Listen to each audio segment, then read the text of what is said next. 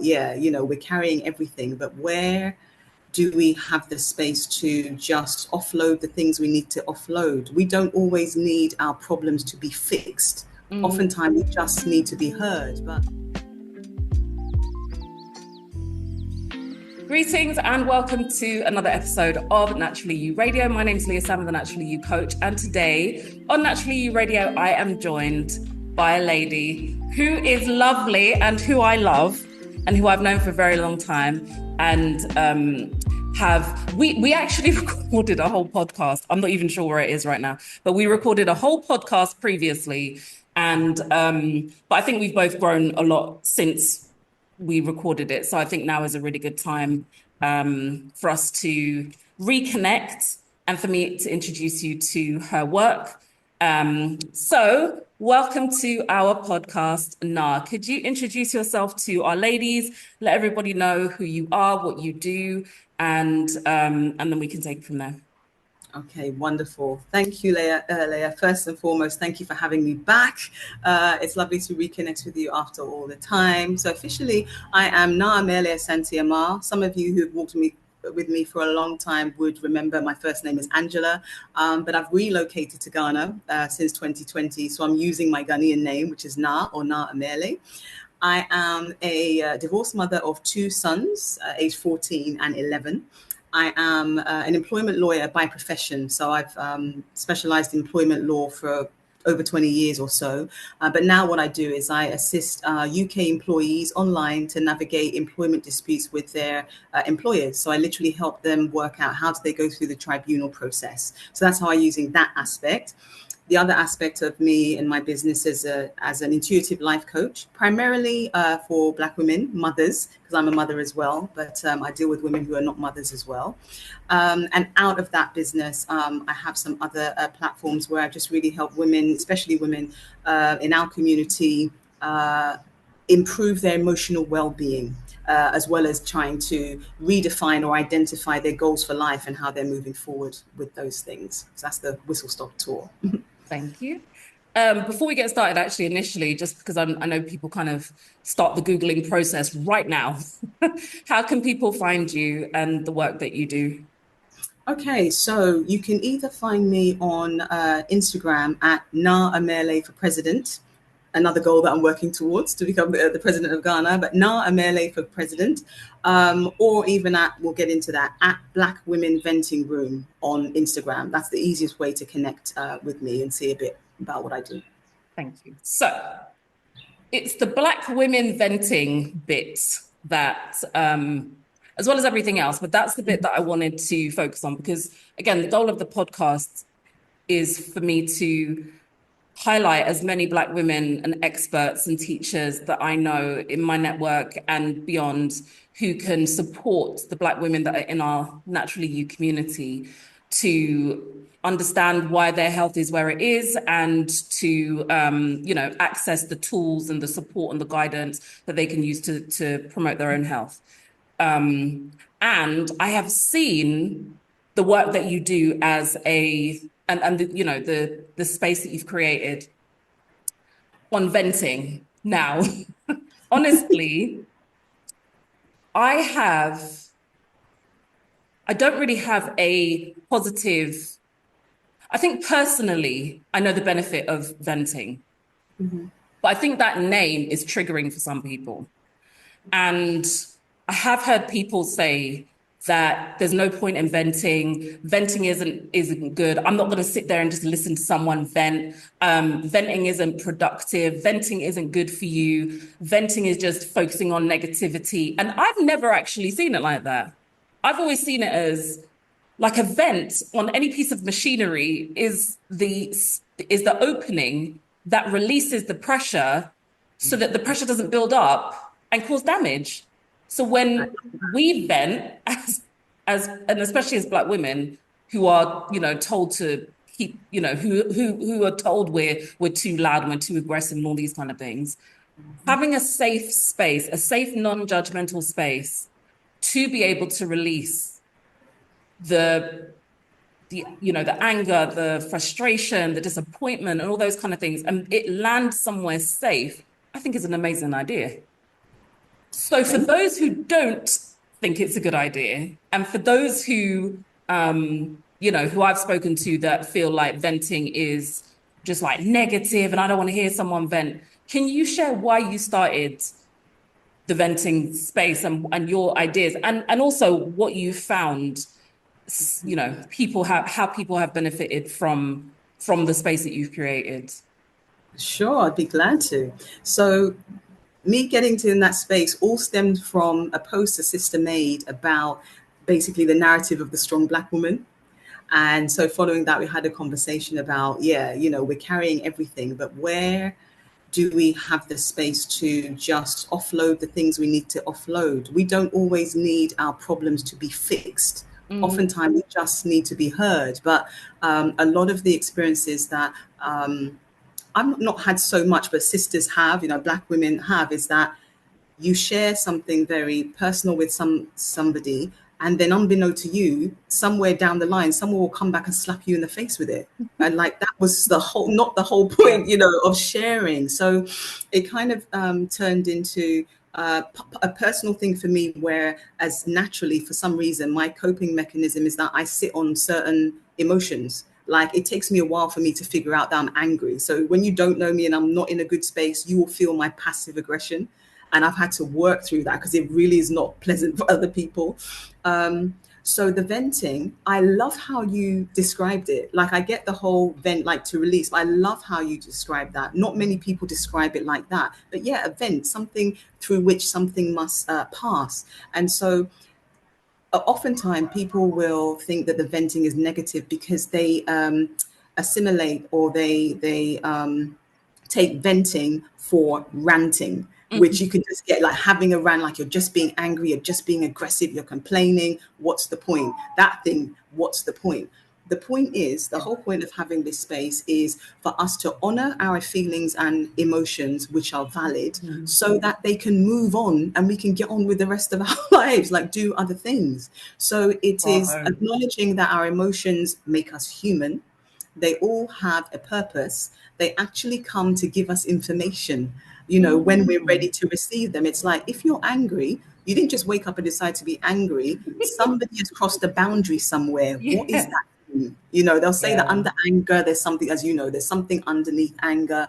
It's telling us where something in our realm is not sitting well. That's for the negative emotions. For the for the positive emotions, we never question those because we always love to have positive ones. Yeah. And the funny thing about that is that even with, if you like, we can experience positive things, but they can cause negative experience because we actually don't have a space to share the positive things. So one of the things that's been shared to me in the past in the venting space is, for example, you've achieved something. You wrote that book that you didn't think you could read. You started that business, the book you didn't think you could write, that you started that business, you've achieved something. And sisters will come and tell me that, oh yeah, they've not actually shared it or they've not celebrated it with, because they have people in their circle that probably question, well, why did you do that? Why didn't you just go and, invest your money in something else? Oh, you've got a family, your responsibilities. You're like all this other stuff. And it then just shrouds their moment of joy in all this negativity. So the main purpose of the venting space is, yes, for us to be able to express our feelings, our emotions about whatever lived experiences that we have had, personal experiences free from criticism, judgment, and ridicule. So the rule in that space is that no one is allowed to challenge your feelings. Your emotions are sovereign, right? Because I love that. unless they lived the experience, they don't know how you went through that. So even if someone could say, well, factually that couldn't happen, that doesn't change the feeling that it evokes. So nobody gets to challenge your feelings or your emotions. So they are sovereign.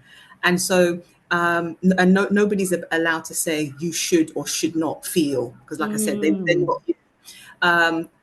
It's not a debate space. I tell people straight up, this is not the place for, this is right and this is wrong. It's not a debate space. It's a repository. That's what I say. It's a place for us to put our experiences.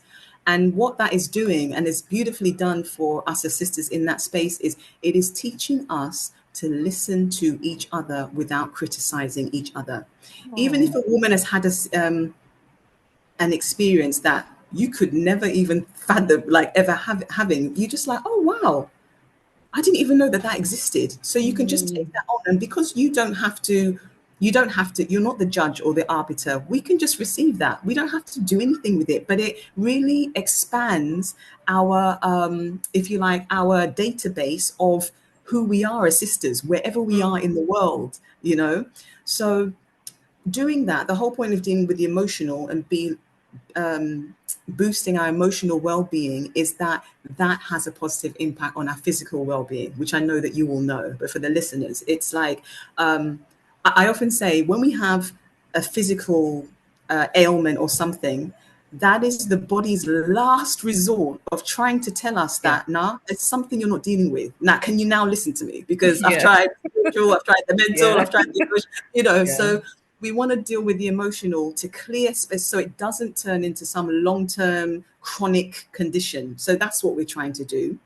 And then also when we allow our emotions to just be felt, because that's all they need to be do. That's all that's needed. So you may have heard, listeners may have heard, emotions, what are they? They are energy in motions.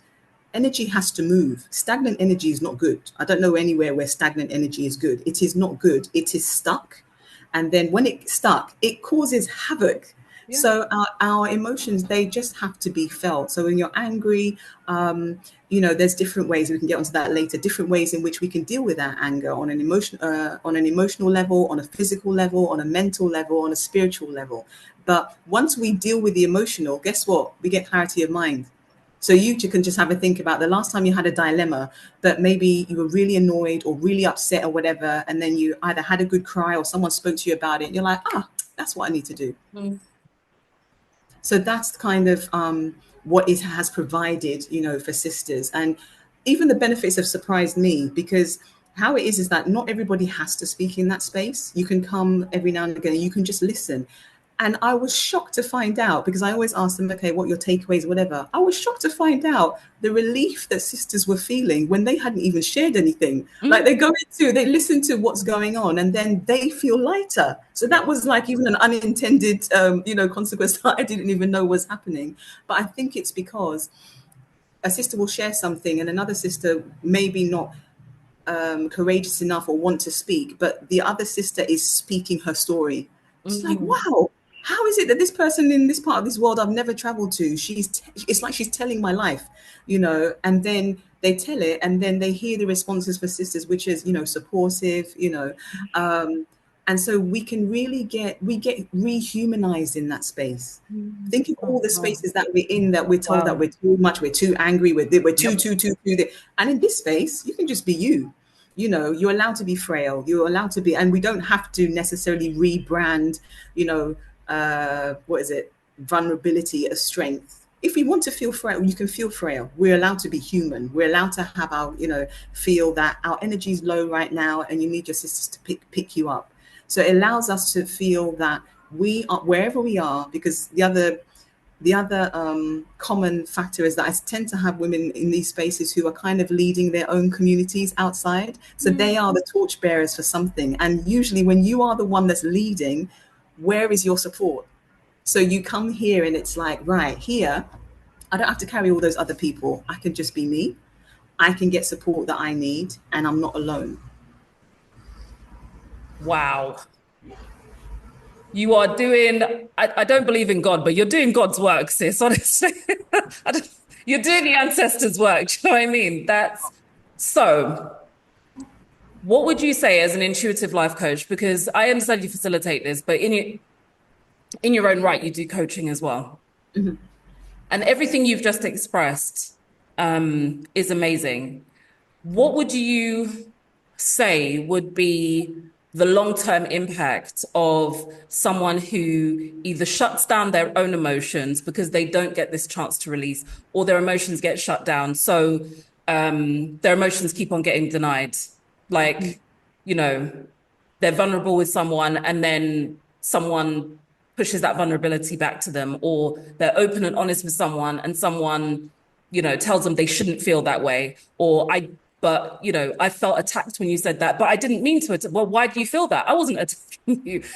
How is that gonna impact someone long term when they do try to be vulnerable in the world and or with loved ones or with people that they feel that, maybe they've trusted, and it keeps on getting shut down and it keeps on getting pushed back, because I know that that is a common experience with sisters. We know that that happens in the medical community, where a sister will say, I'm in pain, and they're told your pain probably isn't that much. Or in a romantic relationship where what you said hurt me, well, why did it hurt you? Do you know what I mean?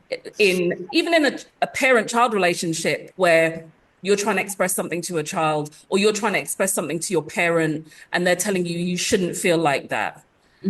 What impact is that going to have on us as Black women long term? Well, I think you're even an expert to speak about that, in the sense that our fibroids.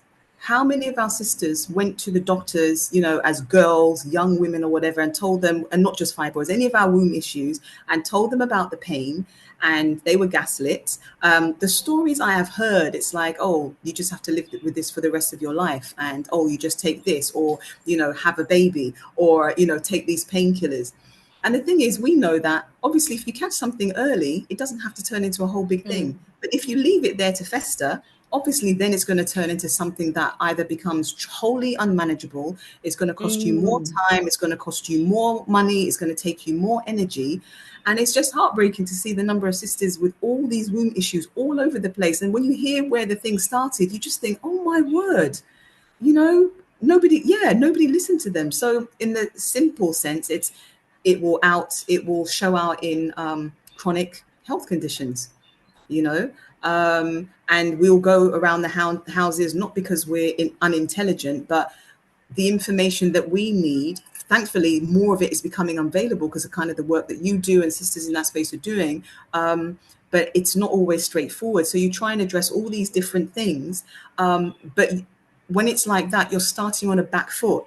Because the thing it's had a run up, like it's had so a long lead in time to develop into a problem that's now going to take a lot longer to solve. So there's the physical side, there's the emotional side, where I'll be surprised if your confidence is not knocked.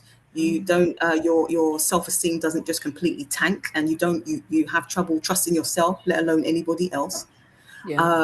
And so, you can build real trust issues. It's like, I'm not saying anything to anybody. And then when that happens, then it's like we're back to, okay, I'm alone in this world. I've got to do everything myself. And we know that doesn't work, because that as well, burnout, anxiety, depression, it can lead to, it just leads to us kind of being reclusive, almost like drawing back into our own space, leaning only on ourselves. And we're not supposed to be here by ourselves. We're meant to be about community. Yes, of course, it is healthy for us to have solitude, absolutely. But it's that difference between, isn't it? That balance between independence and interdependence. Like, we need to be in community as well. So over a long period of time, it can just be disastrous, to the real, to the fatal kind, where sisters will just take themselves out, or they will develop all kinds of addictions to try and numb the thing that they're really dealing, that they can't deal with. Yeah. So have you heard of Gabor Mate? Oh, absolutely. Yeah. Yes. Just checking. That's cool. But yeah, I was listening to his book, The Myth of Normal. And in it, he was talking about, and in a lot of interviews, because, he shares so freely and openly everywhere. I love this stuff. Some of the things that he was saying that really rocked me was, women are 4 times more likely to die from holding in their emotions. It's not that they have a negative emotion. And he was talking about women in marriages and women in long-term relationships are more likely to die, 4 times more likely to die, not because they're in a bad relationship, but because in that relationship, they're not able to openly express themselves. I met a woman who, one of my clients who was, there was challenges in their relationship. And one thing she said is, I have never had problems with expressing how I feel. I've never had problems with whether people like it or not. I've never had that. And I'm like, I'd love to be like that. I hear that. I would love to be like that. But yeah, he really does make a big point of encouraging women to not like not leave every relationship, but learn how to learn how to express how you feel. Yeah. And understanding that it may not always be met with kindness, it may not be met with understanding. And I think also there is also the dynamic of whoever you are venting to and releasing or sharing your emotions with, they may take it personally. And if they take it personally, now it's nothing to do with you and now it's to do with them. And then they're on the defensive, and that's going to shut people down as well. Yes, if I can come in just on Yeah, that point. please. I did a talk somewhere where I was talking about the power of venting, and people were asking me, so how do you vent to someone so Yep. as not to trigger them or they get defensive?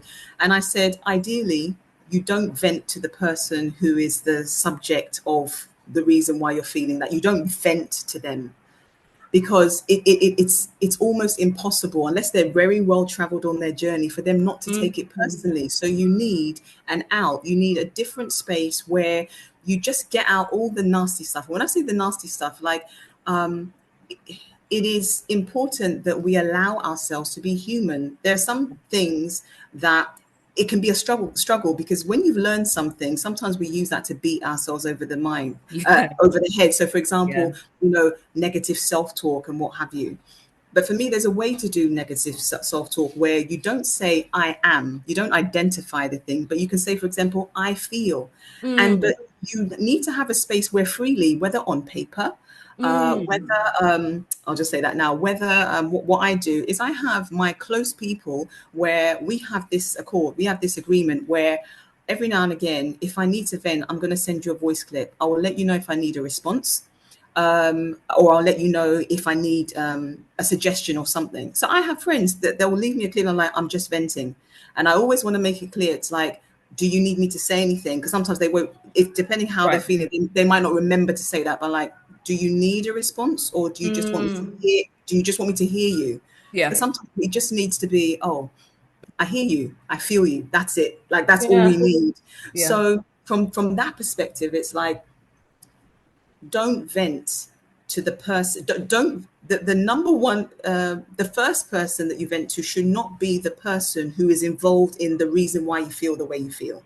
Find someone else, something else. If you have to write it down on paper, if you have to send a Mm. WhatsApp voice clip, if you have to take like 20 minutes out on a punching bag, like the energy, first wave of energy has got to move, Yeah. so you can have a bit of clarity, and then even ask yourself before you now go and have this conversation with the person, what really is the problem?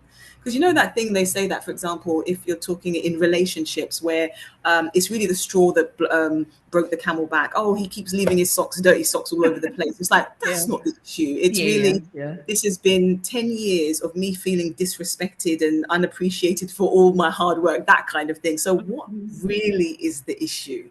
Before you now go to the person and said, yeah, I just needed some time. Because they may see you in the moment where like you are livid, however you're feeling, like you're really melancholy. And even something for us to develop is the practice or some mechanism that works for us where we tell the other person, I'm not really in a good space right now. I can't deal with this right now. I will speak to you about it, but it can't be now. Like, I just need time. Yeah.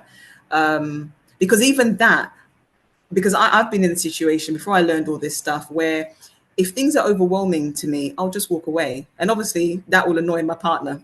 Right? So I needed to find the words to be able to communicate. It's like, this is actually too much for me right now. Mm. And I just need like time to process and all that. And then can we come back and speak about it later? Even that, so that person doesn't feel like you're even being dismissive of them, Yeah. but it's like we need to take responsibility for how to take care of ourselves whilst we're also trying to manage the other person. Because what's common is what we will do is, because we don't want to be rude, we don't want to be unkind, as when we still want to be compassionate, we're trying to still hold the other person when we're the one that needs holding. Yeah. And what I learned from somewhere, I really don't remember the sources, this lesson about only one person gets to share their pain at a time. So if I tell you that you did this thing that Yeah. annoyed me, you don't get to, it's not constructive for you to say, yeah, I did do that, but I did it because you did that thing the other day that really pissed me off. Like, that's Mm. not going to work. All we're Mm. doing is changing, all we're doing is trading pain. And that's what a lot of us are in, and especially in our relationships. Conversation for another time. But with our brothers, a lot of it is that, well, you did this, yeah, but you did this, and it's like, who's going to win that situation? I don't think anybody. Mm-hmm. So yeah, ideally, you don't vent to that person. You find another space where you can be really honest about how you feel, even if it's like, I feel completely humiliated by this person. How could they do that? Like, what were they thinking? Like, you need to allow yourself the freedom to get this stuff out, because just because you don't say it, it's not going to go away. It's still in your Yeah. head. And the unseen is worse. You know what the whole thing Mm. about what you resist persists? What it means is the Mm. things that you're avoiding, you're just building a ticking time bomb for yourself, because it will come back and slap you. Yeah. What would you say? What would you say to people who say that you shouldn't share your business outside? Because there's like, and I'm not commenting on anyone's relationship or Sure. the success. Everyone's going to be different.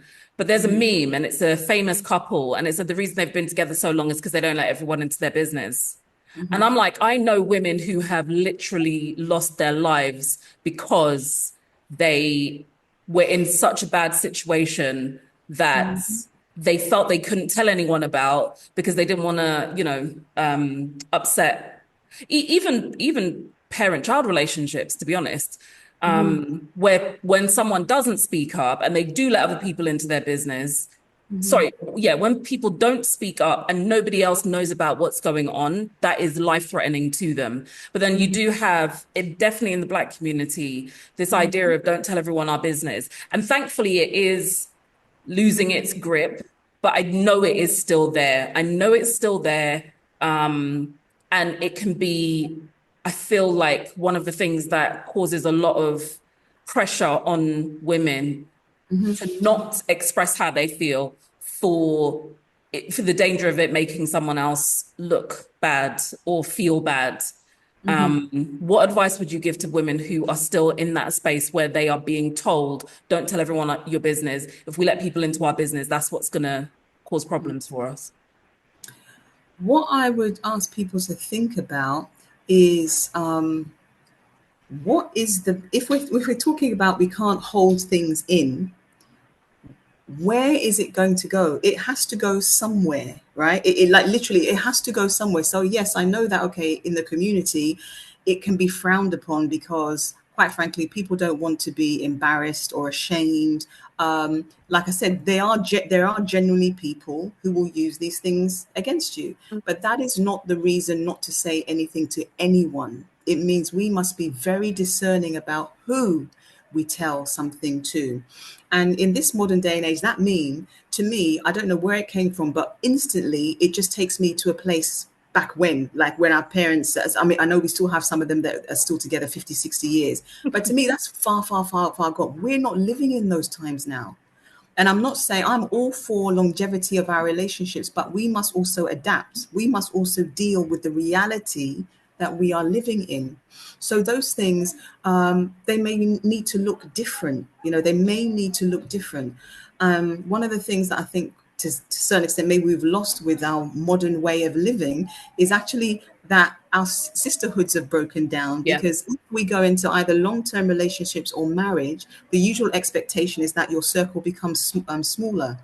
I, right or wrong, whatever, controversial, I am not that person who believes or thinks that it's healthy that once you're in the long-term relation or you get married, that your spouse becomes your everything. That other person is a human being. You may have God, source, whoever you worship, whatever. You may have a higher being that supports that relationship, but your spouse is not supposed to replace everybody else. And Mm. for me, the sisters are suffering because actually our main support, which is our other sisters, they're not strong. We can't trust people. We've been told, oh, your girlfriends, they're always talking nonsense. Some of them are, which is true actually, in terms of some of them are jealous of you, as in some Yeah. of them are jealous of where you've got to. So they will give you advice that is just very dismissive. Oh, you had this argument, leave him. This kind of Mm. stuff. So everything in moderation. However, what I'd say is that it is not, it is in no way beneficial for anybody that you do not tell somebody outside, but we just need to be discerning of who can that person be. And sometimes that person may be somebody that's furthest away from you, the person that knows least about you. That's why I guess you have things like Samaritans, like a stranger, Yeah. basically, because then automatically, because they've got less information about you, there may be less of a possibility, an opportunity, an inclination to judge you. It's just, oh, this is what it is. And just think about, I don't know if it's happened to you recently, but just how many times you've been out, whether it's a bus stop, shopping center, whatever it is, and someone just comes and tells you their life story. Like they need it, it needs to go, it needs to go Yeah. somewhere. It needs to go somewhere. And slightly related is us as sisters and us as mothers, me, and this is a personal thing. This is not for everyone. I'm very gifted in that. My mum's still around, even though we're in different countries. My sister's around, but with with the advent of WhatsApp and stuff, it's important to me that my sons, they know who their village is. I would love them to be able to tell me everything. I don't need them to tell me everything. As long as it's gone to one of our trusted people, that Yeah. means they've been held. And then my mum can tell me, oh, so they said this. So then we need to decide, okay, how to deal with it. They don't have to come and tell me, but they need to have someone they can trust Yeah. that they will tell, so that they are not then led astray by someone that would mean them harm. So I see it as the same thing for our sisters, whether or not you've got children. It's like you have to have someone, one or two people. And what I usually say in the venting room is that, it's great that you're here. I love it and everything. Please create a space like this for yourself. It doesn't mean you need to go Yeah. on online, but where is your safe venting space? Yeah. Maybe it's your journal. Like, no judgment, but you need somewhere to detox the stuff that's going, like get rid of the stuff that's going on. Yeah. So we acknowledge it, move on, and then we get on with what the things that we need to do. Thank you for that. There's another sister that we're going to be interviewing, and she taught me this process of emotional freedom or emotional release, where when you are, in a challenging situation, you just write everything down about the whole situation. And it could be something that happened 20 years ago that you're still holding on to. You write everything down and you rip it up and you burn it. Or you put it in water somewhere, or you just release it. And that process of release, again, there's nobody else involved, but like you've said, you've moved the energy somewhere safe. And another thing you said that was really interesting is that you're setting an example for your children, so that I think they won't end up in the situation that a lot of adults are in, where they're already seeing you express and share, and they're seeing you create spaces where people do talk, and there's not a negative connotation around sharing negative feelings. And you also want them to know who their village is, so that they know who they can safely talk to. And this is actually, we're recording this, I'm not sure when this is going to go live, but we're recording this in June, and June is Men's Mental Health Month. And there's so much content, thankfully, that I've seen on social media where brothers are encouraging other brothers to speak and to talk and to use the tools around them, and to release the trope of, men can't talk and men have to be strong. And because, like with Black women, I know for us, we've been told we have to be strong and we're too loud and all that kind of stuff. And there's a sister that, again, that's coming on, who we're going to interview specifically on that trope with Black women have to be strong. But I one thing that I do feel, and I want to get your feeling on this as well, is sometimes we say that stuff so much, we give it more power than it has. So we say, well, I just have to be strong, or I have to do this and I have to do that, and you don't know what it's like. I think if we say that too much to ourselves, we are giving it more strength than it needs. And we have the choice to say, I'm not going to be strong. I'm not going to keep it all in. I'm not going to do what everyone thinks. I'm not going to make everyone feel comfortable right now. And I'm going to prioritize my own needs. And I think we don't have to uphold all those negative tropes. We have a choice in the matter moving forward. So I would love to hear your feelings and thoughts on that as well. I totally agree. I think with everything changes over time. So with that whole narrative, I don't know how many people ask, well, where did it come from? And so I like the suggestions where it's like, well, yeah, for me, there's a contrast in everything. So there's positive and negative in everything. But sometimes where we take this narrative from is that, our mothers, our foremothers, our ancestors, in these situations, but we don't always necessarily ask, were they strong by choice or by necessity? Mm. Because I think we definitely are the generation or the generations where we're creating the situation where we have a choice as to how much we take on. Like you said, Yeah. there are some of the conversations we may have are like, oh yeah, we can do most things, if not everything. Like, so either you believe we can do everything or we can do most things, but it's like, but do we want to? Yeah, I could run this in a black. I was like, no, I'm in the area where it's like, no, I could actually do with not working, let's say, for 6 months, or do a certain thing for, just because we do it, it doesn't mean that we want to do it. It doesn't even necessarily that it's positive for us to do it. So Yeah. I agree that absolutely. The words that we speak and how we speak them definitely influences our experience, in the same way that, depending how you use affirmations, if you keep affirming that, oh, this is that, it will, that's the thing that has most focus in the psyche. So it's like, oh, okay, well, that will give you that's the reality that you want. So no, I totally agree with that. And we're talking about our sisters. But yeah, I just resonate as well with what you say with the men. And I think I take on the responsibility because I'm a boy mum. I don't have Yeah. daughters. Yeah. I'm a boy mum. And I know, even for me as a woman, like I said, what my coping mechanism is about not always discerning that, oh, I'm feeling like this. Do you understand? So how much more, my boys, who we all have the feminine energy. And, in this system, when we talk about patriarchy, but for me, it's not necessarily just about suppressing the sisters or the women. It's Yeah. about suppressing the feminine energy. And the emotions are feminine energy, as in they are flexible, fluid, they move, they shift, they're not rigid and structured like them. So if we are shut down, our men are definitely going to be shut down. Like, so Yeah. it's almost like we naturally would take the lead, because generalizing, but we will be more inclined, obviously, with the feminine energy. So I think that's why I do it for me, and I do it for them, because I would like for them to be able to be more expressive, and kind of, practice what we preach as human beings.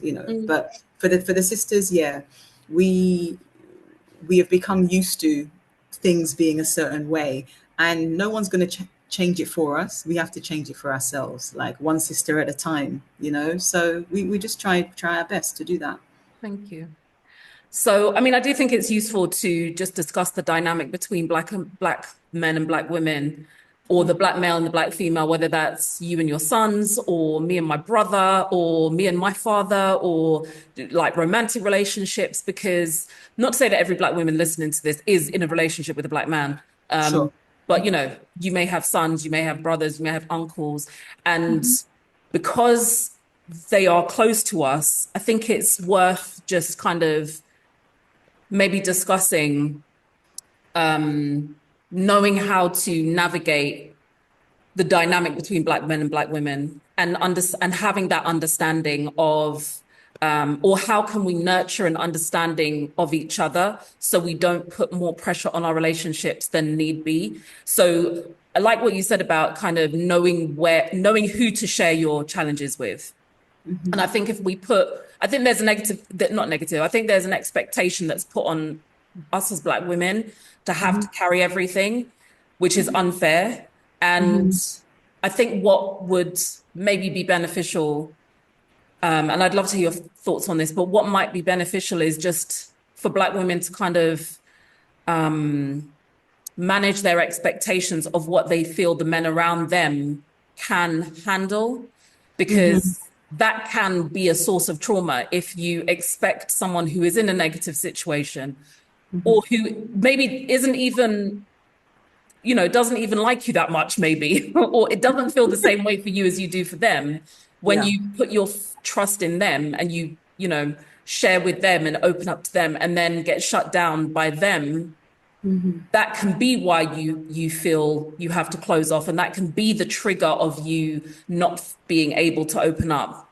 But I don't want women who have maybe got there who are like, well, every time I express to my dad or my uncle or my brother or my husband, I get shut down. So now I've just stopped. Mm-hmm. What would we say to sisters who are in that situation and who are in that dynamic?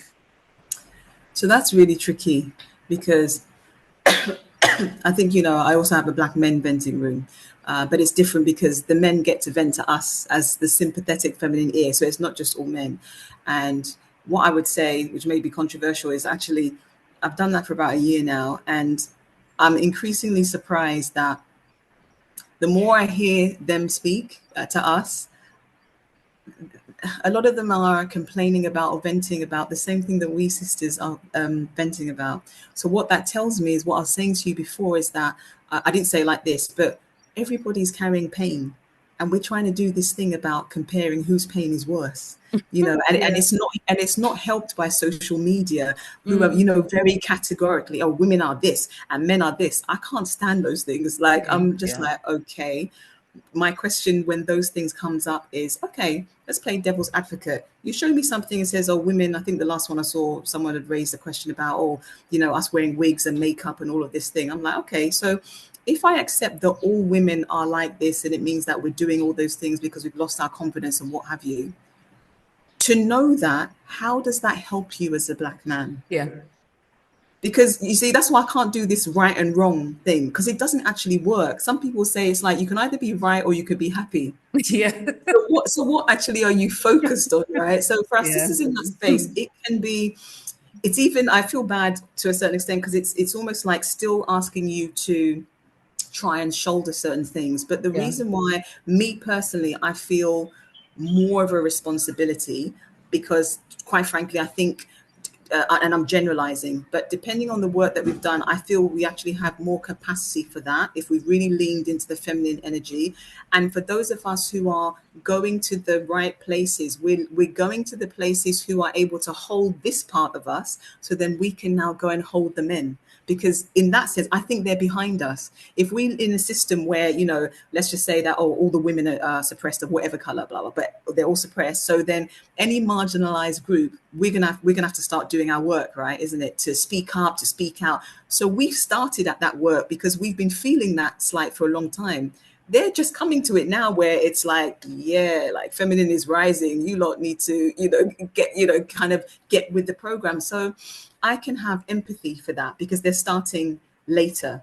So I personally, I don't say I always get it right, but I would try and go to the people who I know can hold me, which are my sisters usually, and then I'm in a much more grounded or balanced space to come and be like. So then I won't even necessarily bring it to them or bring it in that way. I may be more in a space where, okay, I can hear you and not get offended, because I've had Yeah. men come to me and just say, I've got no one to speak to. Mm. It just breaks my heart, because the same way, like I said, we're carrying the same narratives, but they play out different to us. The same way that we sisters, yeah, we feel like everyone expects us to carry everything. They actually feel the same. The explanation is different, but they feel the same. But it is not helping any of us to try Yeah. and be like, well, I'm carrying more than you. So all this 50-50 business, like, who is that helping?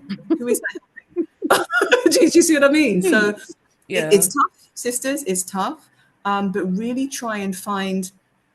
I love this. There's this whether it's a quote or this part of it's a fictional book called The Queen's Code by Oh yeah.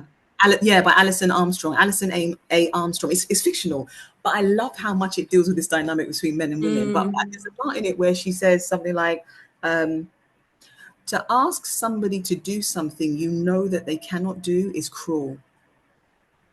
And so sometimes I think that's why I said that, like, your spouse cannot be, but as we're talking about your brothers, there's some things that, rightly or wrongly, because maybe I'm, what's the word, undermining his capacity. There's some things that I don't expect my partner to know or be able to do, because it's not his place. I've got my sisters for that. So why Mm. don't I go to, I may tell him more from a perspective of, okay, this is what I'm going through, but I'm not expecting him to now come and solve anything or whatever. It's more like an FYI. But if Mm. I go to him and, tell him all this stuff, and if we go with, general stereotypes, whatever it's like, if they're in a fix-it mode, and it's like, that's not what I need, unless I've told him that I just need to listen, he's not expected to know that he just needs to listen. Yeah. So sometimes I think we can make things difficult for ourselves just unknowingly. I think a lot of this stuff is actually we just don't know, like lack of information. So when you have the information, how can we do things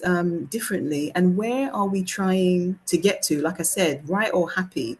Me personally, and it's not for everyone, like I find apologizing very easy, because I'm just like, what is the best for the greater good? There is a balance to be had in terms of, no, don't always silence yourself, because then obviously you're going to build up your own resentment. But in this certain circumstance, who benefits if I'm right in this situation? Is it actually gonna, or is it better to just say, oh yeah, okay, I can see that, let's now move on? Do you see what I mean? So that's a journey I think we're on as Black women, as Black men.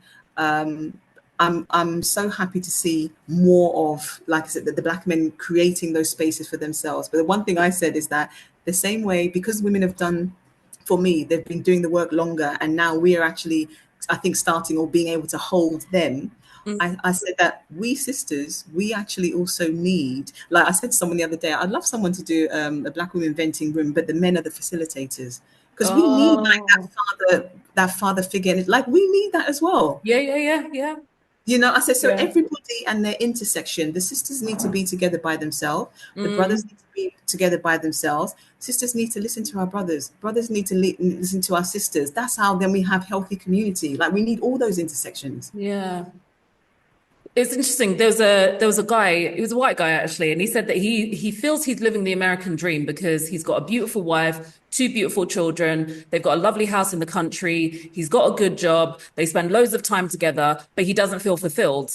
And he said it's because we've been sold the idea that us breaking off and insulating and separating off into little families is what everyone should do. But now he's lost friendship and community. And there's also an author called Simon Sinek, the one who wrote this. I love him too, yeah. And he's writing a book right now on friendship. And the book is, I haven't read the book. The book's not even out, but he was talking about the book, and he was talking about friendship, and he was saying there's people that talk about relationships, how you build a relationship, how you build a community with your business, how you build a company. But there's no one that teaches you how to be a good friend. And when things go wrong in your relationships, they go wrong in your parenting, they go wrong in your business. That's who you need. You need friends, and friends who don't feel like, you're attacking them when you express, are the ones that can help you through. I know through the worst times I've been through, there are people that I have called and I've just spoken, and they've said the most amazing things to me, like, no, I just want, just let it all out, sis. I'm just here to listen. And then my brother is the best, because I know he ain't listening, because I've seen my brother, when my mum was still with us, my mum would call my brother, and my mum's going off, and she goes off on tangents. She started the phone call talking about one thing. She's gone off and started telling him off about something he did when he was 16. And then she comes back and asks about how the children... And the whole time, he's got the phone on loudspeak next to him while he's working. And he's like, yes, mummy. Yes, mummy. Yeah, and that's what he does with me as well. And that's all I need. I just need, like you said, I need that energy to go somewhere. I need to know it's going to someone who's receiving it without judgment. And that's what friendship's for. But like you said, not everyone has been taught how to be discerning about how to find a friend. And I just think your venting rooms are the best thing ever, because you solve all the problems.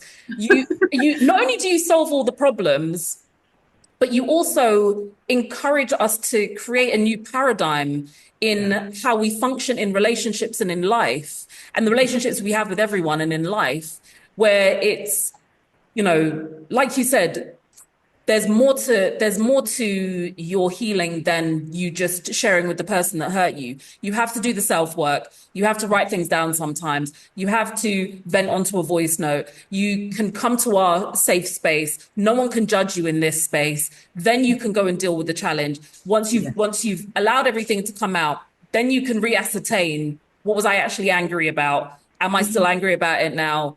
Have I been given good advice? Listening to other people vent, listening to other challenges people have. Because I know for a fact, I've heard people share with me challenges they have, which are exactly the same as the challenges I have. But once I hear it from someone else, I'm like, nah, that don't make no sense. Now you don't make no sense. That don't make no sense, sis. And I'm like, but that's exactly how you thought and reacted. I'm like, Leah, that don't make no sense. And Okay. I so want people to access your venting rooms and to just get that support, which I think is where, like, one of the key things we're missing when it said, like, it takes a village.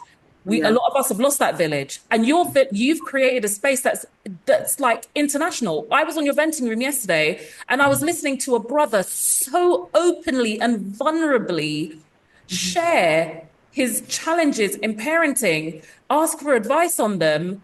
Oh, this is just and as soon as he was saying it, we're in two different parts of the world. Everything he said, I agreed with. I'm like, I just came away feeling so much more connected just That's by beautiful. listening to him. So what I would ask if you could please share is some advice that you would give for, I mean, the first thing I'm going to tell everyone is to just access Na's venting rooms, and she's got different venting rooms. Please access the venting rooms, because I feel like this could be the mental health tool that we've all just needed for such a long time. So definitely do that.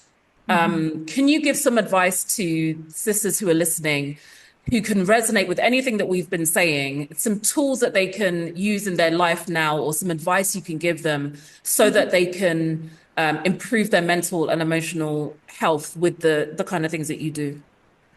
Okay. So I guess there's a number of things.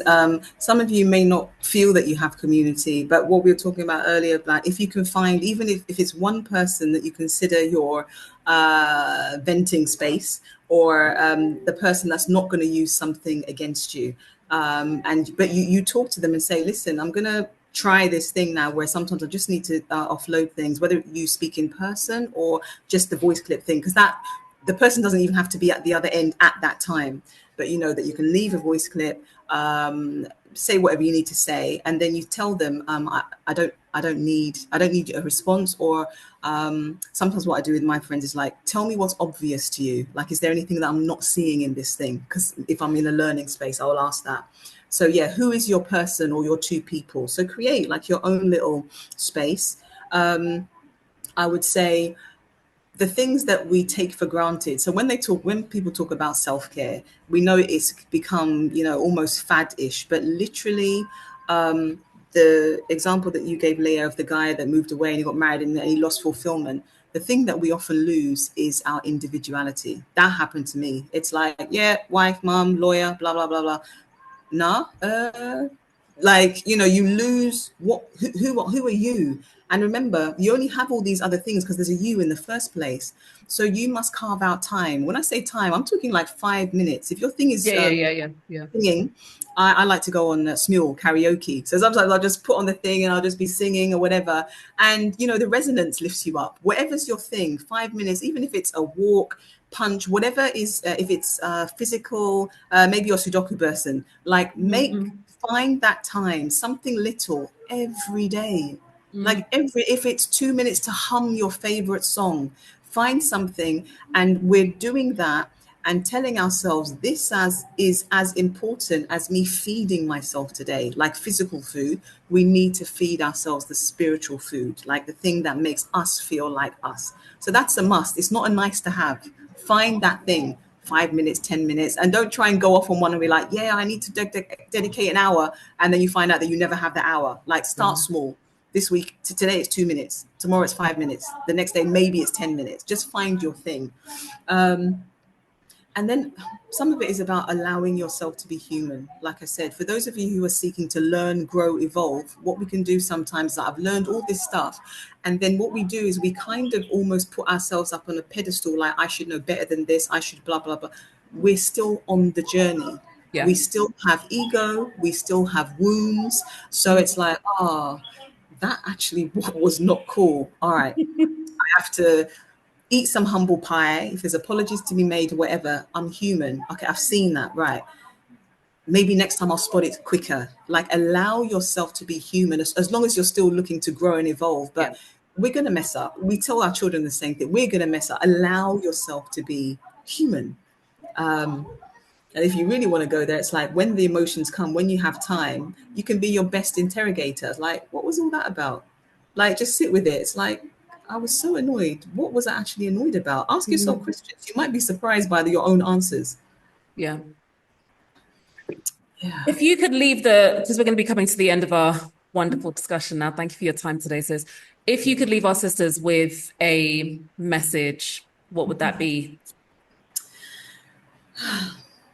Sisters, you are phenomenal, but please don't try and be the village. What I mean by that is you cannot, as awesome, as powerful, as strong, as dedicated, as intelligent, as beautiful as you are, you cannot be all things to all people. If you're a caregivers need caregivers. Do you understand? Coaches need coaches. Mentors need mentors. Like, the world is set up that we coexist. So build your community. It could be 2 people, 3 people. There's no weakness in needing support. We have support to remind us that we're human and we're in community. Like, please don't try and be the village all on your own. Create your own village. It doesn't have to be your DNA, but it'll be nice if you have your biological family, but create your own village, and especially create sisterhood. Why do I say specifically create sisterhood? Because our sisters are our reflections. If we have problems with our sisters, we have problems with ourselves. Thank you, sis. You're welcome. Can you just share before we go the mission you are on with the work that you're doing? Where do you see this growing and evolving into? What is it that you want to achieve in the world with the work that you're doing? What can we expect to see as part of that as well?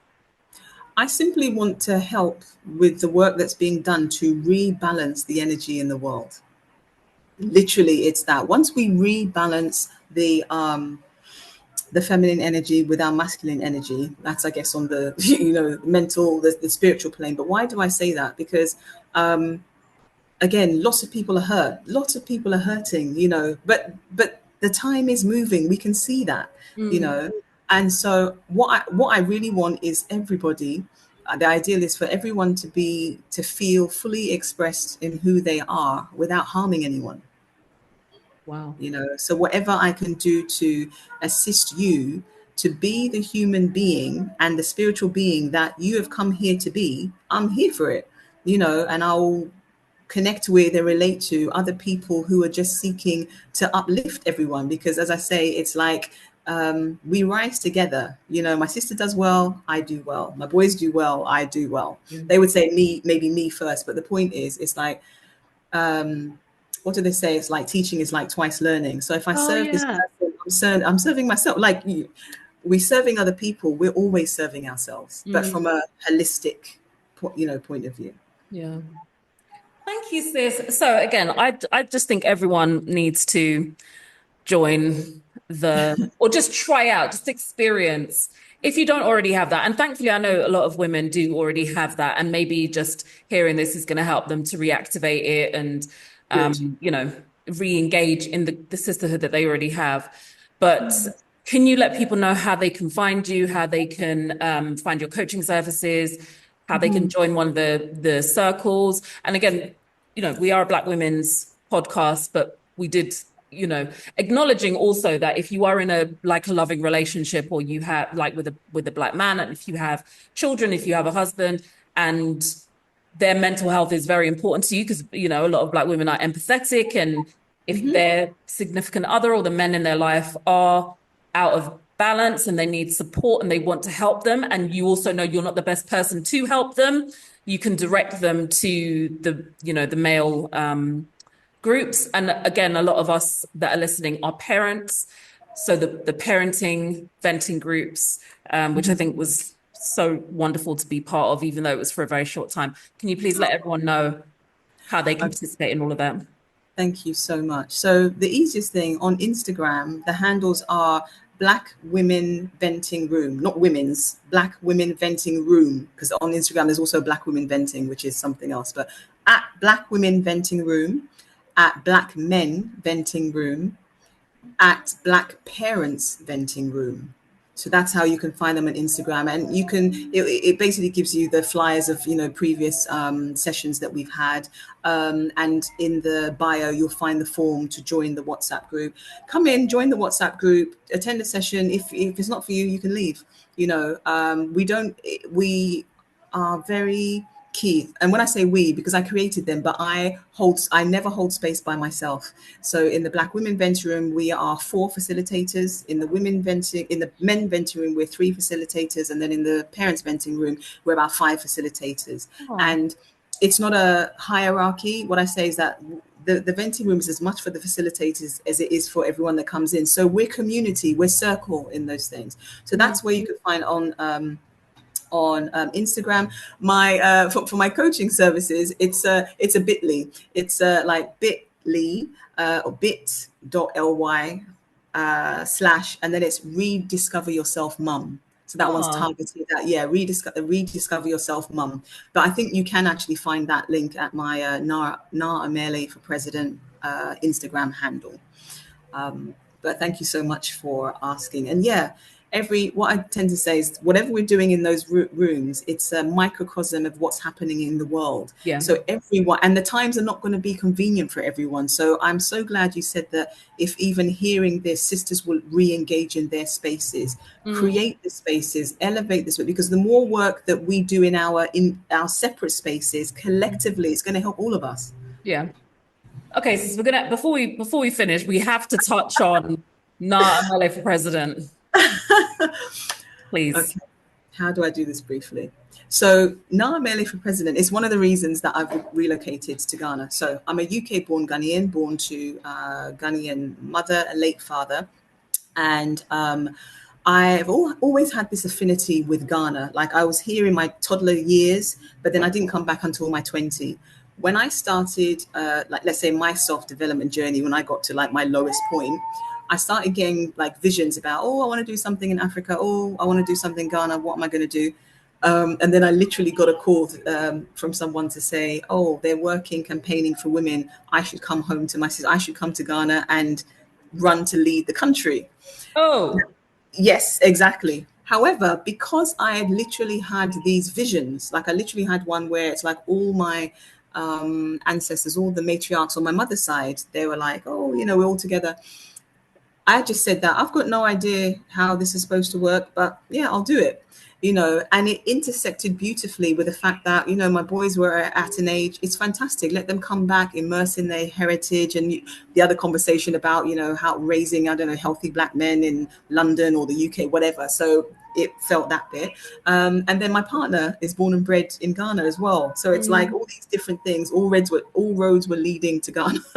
Yeah. So the presidency is about, yes, I'm on the path to become the president of Ghana. However, it is hand in hand with encouraging other sisters to step into those political spaces, because the women are the majority of the country, and nothing is going to change if the women are not in a good space, because we're to a certain extent the reproducers, not only of the children, but we grow the land, we do all these things. So it's another way to get that feminine energy, especially the mothering, nurturing energy, in the spaces where we can make the decisions that everybody's good.